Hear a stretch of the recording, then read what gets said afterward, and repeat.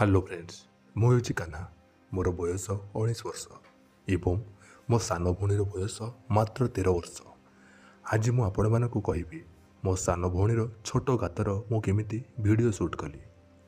सही गातर वीडियो मध्य आपण मानक सह मु शेयर करिबी किंतु टेलीग्राम रे एठी नुह। सेथिपई जल्दी आपण माने हम टेलीग्राम चैनल रे जॉइन होंतु। टेलीग्राम को जाई सर्च करंतु ओडिया स्टोरी अंकित आ जॉइन होंतु। सतरे मो मो भौणी बोली फाड़ू मारिकी कहूनी ये गातर वीडियो देखी मु हले केते थर पानी बाहर करिछि। मो किंतु आम घरर आड्रेस एठारे कहूना। मो भौणी देखा भारी सुंदरी। गत 2 मास है से मेच्योरिटी पाइछि। ठीक वर्तमान समय ता छातीर आकार अचानक बढ़िबार देखी मु भाविली मो भौणी निजे तार छाती को दलुछि बोधे गाधुआ घर भितर। सेथिपई तार छाती एते शीघ्र बड़ हो जाउछि। से घरे रहिबा परठारु तार गात आ छाती केतिकी बड़ होइछि मोर देखिबाकू बहुत इच्छा हेउथाए।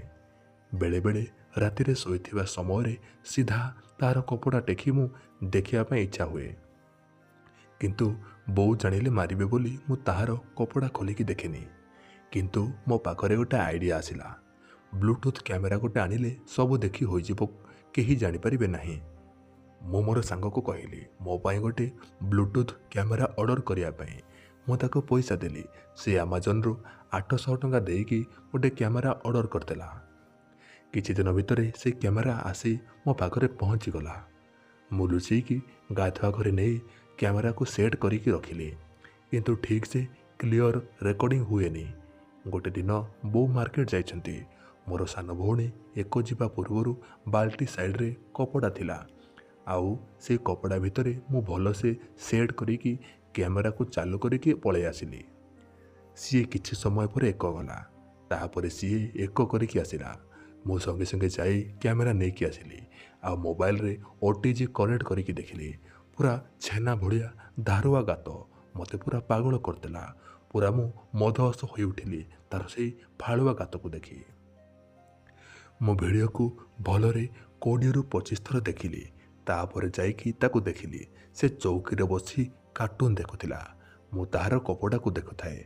मु ताहार कपड़ा उपरे ही ताहार गातर शेप केमिति होइथिबो ताकू देखी देखी मने मने बहुत खुशी होताए।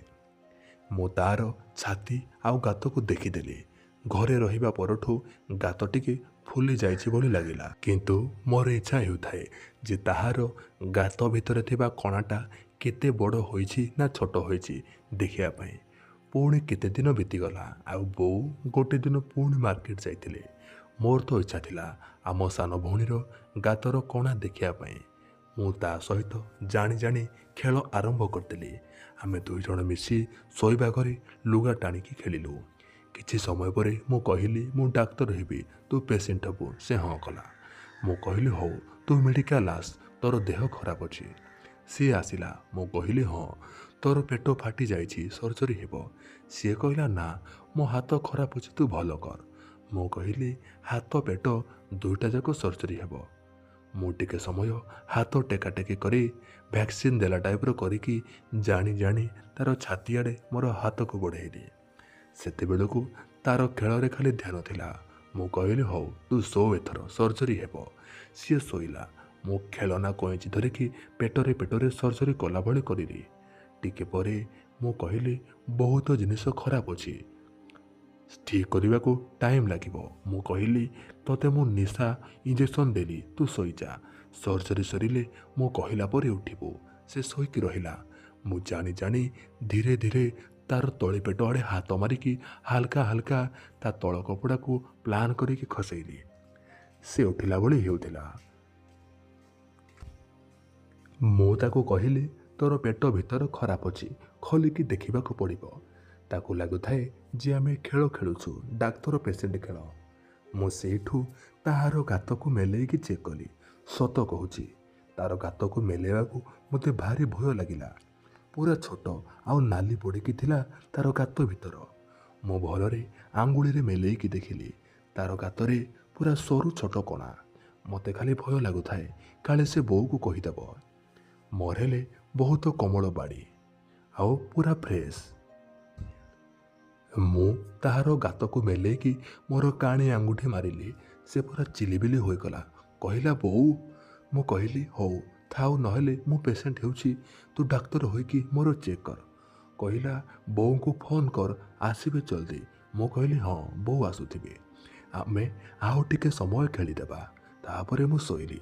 ଆଉ ମୋର ବାଡ଼ିକୁ ତା ହାତରେ ଧରେଇ ଦେଲି। ବହୁତ ଡରୁଥାଏ ସିଏ, ତଥାପି ମୁଁ ତା ହାତରେ ଧରିକି କହିଲି, ଏମିତି ହେଲା ବଡ଼ି ଏକ୍ସରସାଇଜ୍ ହେବ। ମୁଁ ତାପରେ ଲାଇଟ୍ଟା ଜଳୁଥିଲା ଯେ ବନ୍ଦ କରିଦେଇକି ଆସିଲି। ମୁଁ କହିଲି, ହଉ ରାତି ହୋଇଗଲା, ଏଇଥର ଚାଲ ଶୋଇପଡ଼ିବା। ମାନେ ଏମିତି ଆମେ ଯେଉଁ ଖେଳୁଥିଲୁ ସେଇ ଖେଳରେ ରାତି ହୋଇଗଲା ବୋଲି କହିଲି। ତାପରେ ଆମେ ଦୁଇଜଣ ଶୋଇଲୁ ଖଟ ଉପରେ। ମୋର ବାଡ଼ି ପୁରା ଠିଆ ହୋଇକି ରହିଥିଲା। ମୁଁ ଖୋଲିକି ତା ଉପରେ ଯାଇକି ଶୋଇଲି। ସେ ଖାଲି ତଳେ କପଡ଼ାଟିଏ ପିନ୍ଧିଥିଲା।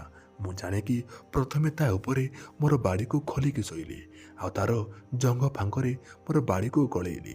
ସିଏ କହିଲା, ରହ, ଉଠ ମୋ ଉପରୁ। ମୁଁ କହିଲି, ଆରେ ଆମେ ସବୁବେଳେ ଖେଳୁଛେ କି ନାହିଁ ସାଙ୍ଗ ହୋଇକି? ସେ କହିଲା, ହଁ। ମୁଁ କହିଲି, ତାହେଲେ ଏମିତି ଟିକେ ଶୋଇପଡ଼ିଲେ ଏମିତି କାହିଁକି ହେଉଛୁ? ମୁଁ କହିଲି, ରହ, ସଙ୍ଗେ ସଙ୍ଗେ ଉଠି ପଡ଼ିବି। ତାପରେ ତାହାର କପଡ଼ାକୁ ଜଙ୍ଘ ଯାଏ ଖସେଇ ଦେଲି। ତାର ଗାତକୁ ଦୁଇ ଆଙ୍ଗୁଳିରେ ମେଲେଇକି ମୋ ବାଡ଼ିର ଟୋପିକୁ ତାହାର ଛୋଟିଆ ଗାତରେ ଭର୍ତ୍ତି କରିଦେଲି। ସେ ଟିକେ ଚିଲେଇ ଉଠିଲା। ମୁଁ କହିଲି, ଟିକେ ହୋଇଗଲା। ସେ କହିଲା, କାଟୁଛି, ଥାଉ। ମୁଁ କହିଲି, ଠିକ୍ ଅଛି, ବୋଉକୁ କହିବୁନି, ମୁଁ ତୋ ପାଇଁ ବଢ଼ିଆ ଗିଫ୍ଟ ଆଣିଦେବି। ତାପରେ ମୁଁ ସିଧା ଉଠି ପଡ଼ିଲି। ତାପରେ ଉଠି ରୋଷେଇ ଘରକୁ ଯାଇ ହାତରେ ଟିକେ ତେଲ ଆଣିକି ମୋର ଛୋଟ ବାଡ଼ିରେ ଲଗେଇଲି। ଆଉ ଥରେ ହାତରେ ମେଞ୍ଚାଏ ତେଲ ଧରିକି ଆସିଲି। ଆସିଲା ବେଳକୁ ସେ କପଡ଼ା ପିନ୍ଧି ସାରିଲାଣି। ମୁଁ କହିଲି, ଜଲ୍ଦି ଜଲ୍ଦି କର, ଢଳିଯିବ। ସେ କହିଲା, ନା। ମୁଁ ତାକୁ ହାଲକାରେ ଠେଲିକି ଶୁଆଇଦେଲି। ଆଉ ତେଲ ହାତକୁ ନେଇ ତାର ଗାତରେ ସାରା ଭିତରେ ହାତ ପୂରେଇକି ଲଗେଇଦେଲି। ଆଉ ମୋର ବାଡ଼ି ପୁରା ଆଉ ଥରେ ଠିଆ ହୋଇଗଲା। ଏଥର ତାର ଗାତକୁ ପୁରା ମେଲେଇକି ତା ଗାତର ତଳପଟ ଲାଲ ଦେଖାଯାଉଥିବା କଣାରେ ଗଳେଇଲି। ସେ ପୁରା ଚିଲେଇ ଉଠିଲା। ତେଲ ଲଗେଇଲା ପରେ କିନ୍ତୁ ଆରାମସେ ହାଲକା ମୁଁ ମୋର ସବୁଯାକ ବାଡ଼ିକୁ, ଟୋଟାଲ ବାଡ଼ିକୁ ତାର ଭିତରକୁ ଠେଲିକି ଗଳେଇ ଦେଲି। ତାପରେ ବାହାରକୁ ବାହାର କଲା ବେଳକୁ ତାର ଗାତରୁ ରକ୍ତ ମୋ ବାଡ଼ିରେ ଲାଗିଛି। ମୁଁ ଭାବିଲି ବେଶୀ ଭିତରେ ପଶିଗଲା ବୋଲି, କାଳେ ସେ ବୋଉକୁ କହିଦେବ, ସେଥିଲାଗି ମୁଁ ତାକୁ ଦେଖେଇଲିନି। ତାପର ଘଟଣାରେ କ'ଣ ଘଟିଥିଲା ଆପଣମାନଙ୍କୁ ଆଉ ଗୋଟେ କାହାଣୀରେ, ମାନେ ଏଇ ଭିଡ଼ିଓର ଦ୍ୱିତୀୟ ଭାଗରେ କହିବି। ଯଦି ଆପଣମାନେ ଏଇ ଭିଡ଼ିଓରେ 100ଟା ଲାଇକ୍ ଆଉ 50ଟା କମେଣ୍ଟ କରିବେ ତାହେଲେ। ତ ଦର୍ଶକ ବନ୍ଧୁ, ଏଇ ଥିଲା ଆଜିର କାହାଣୀ। କାହାଣୀଟି କେମିତି ଲାଗିଲା କମେଣ୍ଟ ବକ୍ସରେ ନିଶ୍ଚୟ ଜଣାଇବେ। କାହାଣୀଟି ସମ୍ପୂର୍ଣ୍ଣ ଭାବରେ କାଳ୍ପନିକ ଏବଂ ମିଥ୍ୟା ଅଟେ। ଦୟାକରି ଆପଣମାନେ ଜମାରୁ ଦେହକୁ ନେବେ ନାହିଁ। ଆଉ କେଉଁଭଳି କାହାଣୀ ଶୁଣିବାକୁ ଚାହୁଁଛନ୍ତି ଆପଣମାନେ କମେଣ୍ଟ କରନ୍ତୁ।